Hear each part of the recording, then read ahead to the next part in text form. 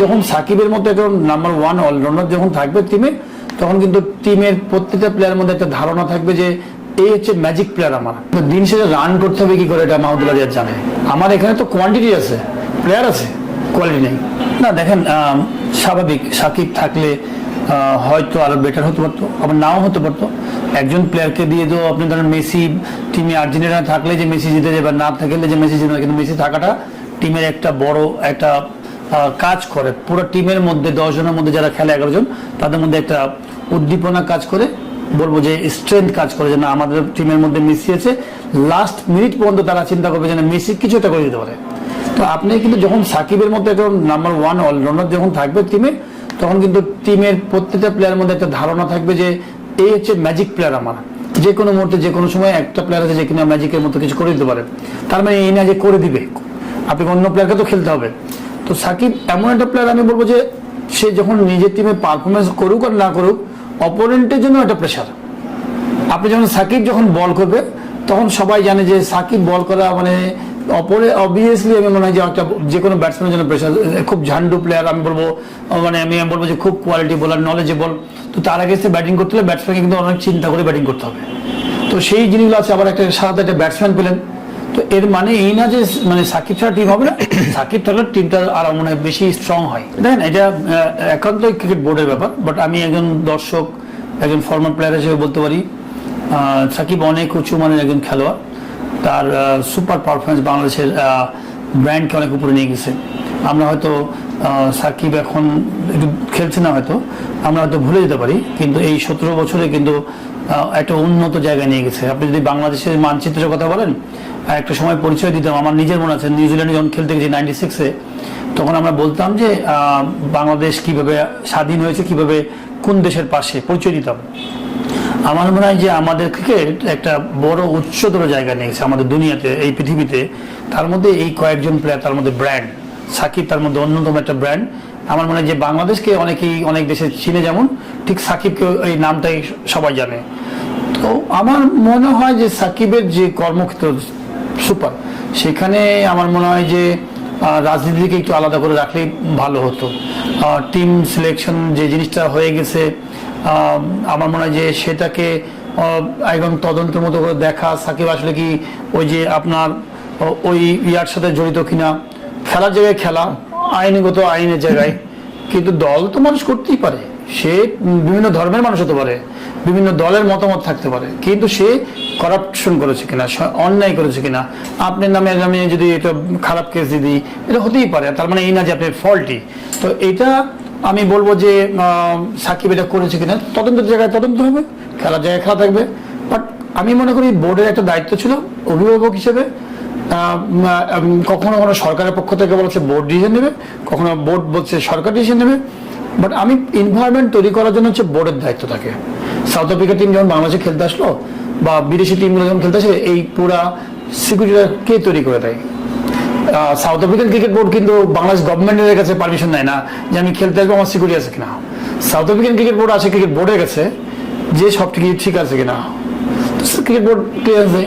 Cricket বোর্ডেরও দায়িত্ব ছিল সুন্দর একটা এনভায়রনমেন্ট করে, যে এতদিনের একটা প্লেয়ার আমাদের অনেক মানে আমি বলবো যে সুপার একটা প্লেয়ার, আমাদের তাকে সুন্দর সম্মানের সাথে দেখা, সম্মানের সাথে তাকে বিদায় দিয়ে সে চেয়েছে, এবং সে চাওয়ার চেয়ে বরঞ্চ আমরা তাকে মানুষকে সম্মান করে ছাড়বো। সে কি করাপশন করেছে না করেছে সেটা আইনের জায়গায় আইন থাকবে। আপনি যদি দেখেন ওইভাবে যদি চিন্তা করেন, আমি কিন্তু দল মতের কথা হিসাব করে বলছি না, পলিটিক্সের কথা বলছি না। আমি একজন খেলোয়াড়, স্পোর্টসম্যান। তাহলে আমি হিন্দু ধর্ম, বৌদ্ধ ধর্ম, মুসলমান, আমি মুসলমান ধর্ম, তাহলে যারা যারা সায়েন্সে যারা লাইট বানিয়েছে, ফ্যান বানিয়েছে, তাদের ফ্যান লাইট ইউজ করা উচিত না আমার? অন্য ধর্মের মানুষ আমার ফ্যান লাইট তৈরি করেছে, যারা আবিষ্কার করেছেন।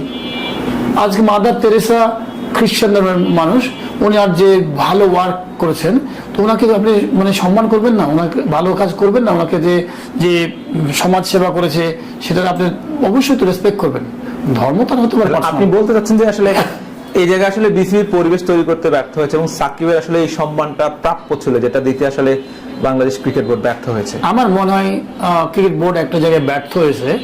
ক্রিকেট বোর্ডের কোন সেন্সে বলবো, যেটা হচ্ছে যে সোশ্যাল মিডিয়ার উপরে অনেকটা ডিপেন্ডেন্ট ছিল। দেখেন আমার এই যে নো ডাউট ফ্যান সাকিবের আছে, আবার সাকিবের বিরুদ্ধেও আছে, থাকতেই পারে। কিন্তু আপনি যখন এই ধরনের কনসেপ্ট নিয়ে যখন আপনি থাকবেন, তাহলে ভবিষ্যতে বাংলাদেশ টিম কিন্তু এই ফ্যানরাই দিবে। যদি আজকে এরকম 300-400 লোক যদি আন্দোলন করে বলে যে এই প্লেয়ারকে আমরা চাই না নেক্সট টাইমে, তখন আপনি কোথায় যাবেন? সে যতই অন্যায় করুক না করুক, ধরুন সাপোজ একটা নেক্সট সিলেকশনে ওয়েস্ট ইন্ডিজে 300 মানুষ যে আন্দোলন করবে যে আমি এরকম একটা প্লেয়ারকে চাই না, তা আপনি কোথায় যাবেন? আপনি নিজের গার্ডস আপনি হারিয়ে ফেলছেন। আমার কাছে মনে হয় গার্ডস থাকা উচিত ছিল, ভয় কিছু নাই। আপনি তো অন্যায় কাজ করছেন না, সুন্দরভাবে আমাদের রেসপেক্টেড প্লেয়ার, তারা আমাদের প্রত্যেকটা প্লেয়ার, তামিম বলেন, সাকিব বলেন, মাহমুদুল্লাহ বলেন, রিয়াদ বলেন, দে হ্যাভ ডান সুপার। আমাদের ক্রিকেট টিমের জন্য, দেশের জন্য অনেক কাজ করেছে।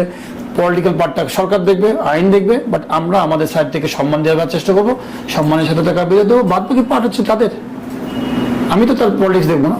দেখেন অবশ্য তো দিবেই, আজ হোক কাল হোক নিবেই। কালকে মাহমুদুল্লাহর অসাধারণ একটা ইনিংস দেখলাম, এক্সপিরিয়েন্স বলে একটা কথা আছে, সেই জায়গাটা কিন্তু এখনো আমাদের ইয়াং প্লেয়াররা নিতে পারেনি। প্লেয়ার অসাধারণ প্লেয়ার আছে, ভালো ভালো প্লেয়ার আছে কিন্তু আমাদের ইয়াংদের মধ্যে, কিন্তু এখনো ওই জায়গাটা নিতে পারছে না। টেকনিক্যাল জায়গাগুলোতে স্কিলে খুবই ভালো আছে, কিন্তু দিন শেষে রান করতে হবে কি করে এটা মাহমুদুল্লাহ রিয়াদ জানে। দিন শেষে সাকিব কি জায়গায় বল করতে হবে এটা খুব ভালো জানে, বিকজ অলরেডি এই এরিয়াতে তারা মুখস্থ করে ফেলে জায়গাগুলোতে। আমরা তার মানে এই 14-15 বছর আমরা কি করেছি, আজ থেকে 15 বছর 16 বছর আগে কিন্তু এই মুশফিক, মাহমুদুল্লাহ, মাশরাফি, তামিমেরা তৈরি হয়েছে। তো ওদেরকে বিট করে কোনো প্লেয়ার আসতে পারলো না কেন? তার মানে কি প্লেয়ার তৈরি করলাম, কোথায় আমরা আছি? তো আমি এই জন্য বলছি যে আপনারা, আমি বলবো যে আমরা কিন্তু বিভিন্ন রকম প্রবলেম নিয়ে সোশ্যাল মিডিয়াতে আমরা কথা বলছি, লেখালেখি করছে মানুষ, একটা টপিকস পেয়ে গেছি আমরা। কোচ চেঞ্জ করো, হাতের সিংকে সিলেক্টর চেঞ্জ করো, এই পিচ খারাপ, আর এগুলো কোনো প্রবলেম না। আপনি ফিল সিমন্স আসছে, হাতের সিংহে চলে গেছে, ফিল সিমন্স থাকলে যে রেজাল্ট হবে। আপনি বাংলাদেশের যদি গ্রামের একটা কোচ দেন তাই রেজাল্ট হবে। আপনি যদি ব্রায়ান লারাকে নিয়ে আসেন তাই রেজাল্ট হবে। বিকজ দিন শেষে যে 11 জন খেলবে, সেই 11 জন যদি ঠিক মতো না বুঝতে পারে ক্রিকেট, তাহলে তো আপনার লাভ হবে না। সেই 11 জনকে বোঝানোর জন্য, ভালো ক্রিকেট খেলানোর জন্য সেই এনভায়রনমেন্টটা তৈরি করে নিয়ে আসতে ছোট থেকে। তো আপনি যতই চেঞ্জ করেন সিলেক্টর কোথায় যাবে এখন? আপনি তো এর অপশন নাই। আপনি বলেন তো এই 15 নম্বর 14 নম্বর প্লেয়ার কি আছে বাংলাদেশে? যে কোনো মানুষকে যদি বলা যায় এই 13-14 জনের বাইরে কোনো প্লেয়ার নাই। তো তার মানে আমরা তো প্রসেসিং ভালো ছিল না, প্লেয়ারের কম্পিটিশনই তৈরি করতে পারি না, হেলদি কম্পিটিশন। আজকে ইন্ডিয়া টিমে যদি বলেন যে বেস্ট টিম, সেকেন্ড টিম যদি দেন ওয়ার্ল্ডের অনেক টিমকে হারিয়ে দেবে। ইন্ডিয়ার থার্ড টিম বানান, ওয়ার্ল্ডের অনেক টিমকে হারিয়ে দেবে। তার মানে কি? কম্পিটিশন তো কোয়ালিটি। আমার এখানে তো কোয়ান্টিটি আছে, প্লেয়ার আছে, কোয়ালিটি নেই।